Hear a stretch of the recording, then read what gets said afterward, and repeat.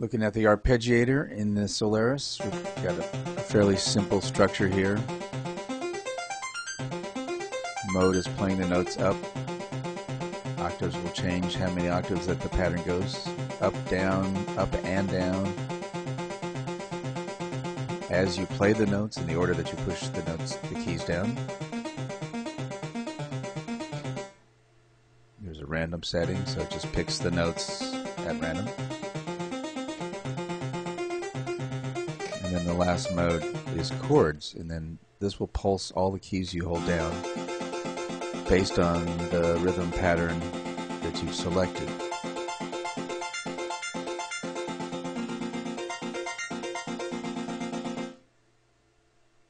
Now if we look at the resolution, there's a wide variety of clock resolutions, divisions.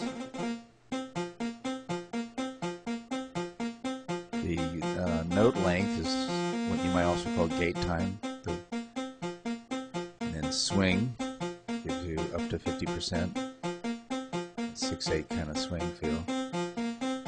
Pattern length is like a loop point in the pattern, arpeggiator pattern. So if you just put it down to pattern length of 1, you're only going to hear the first note. And there are 32 steps in the patterns, so you can put different lengths of notes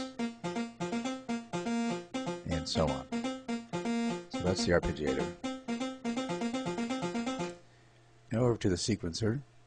There are 4 sequence rows of 16 steps each. We'll look at sequence A first.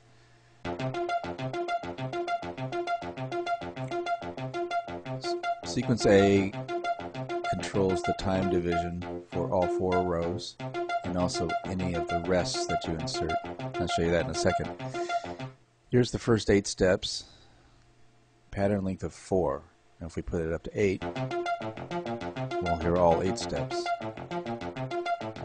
This is our page 2. On page 3 we have the remaining 8 steps for a total of 16 steps in our sequence.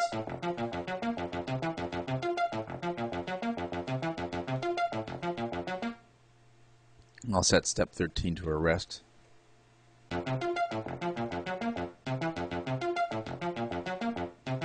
And again, all of the rests set in sequence A control all the other sequences as well, in terms of putting rests in.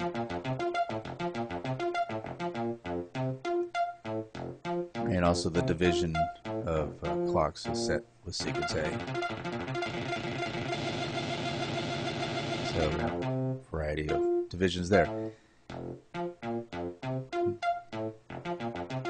Now let's talk about the modes. Normal mode resets to the first note every time I press a key. No reset will not reset to the first note.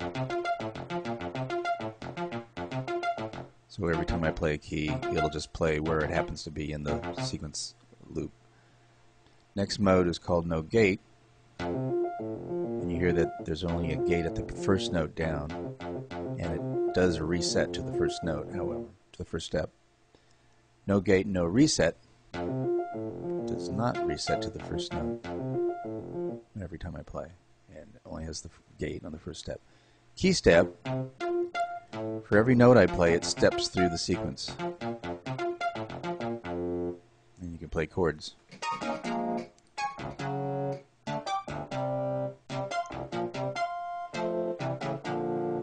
One of the neat things is you can set up each step to be slightly detuned, and as you play, you'll get kind of a random tuning. So let's now go back now and look at the other parameters. Swing, just like it is on the arpeggiation, and a number of factory patterns, user patterns as well. Now, if you hit that again, you get sequence B, sequence C, and sequence D. And let's take a look now. Sequence B has a different pattern length. So for each of the 4 rows, you can set a different pattern length. And here I am running oscillator 2, which is a sample from sequence B. Sequence C is playing oscillator 3, and that's a pattern length of 7 steps. And then sequence D is 16 on oscillator 4. So now you can see on the bottom line I'm going to put in all oscillators, 1, 2, 3, and 4. I'm in the mixer there. Can't see that quite. So you can get this kind of polyrhythmic thing with the different looping at different points. And that's the sequencer.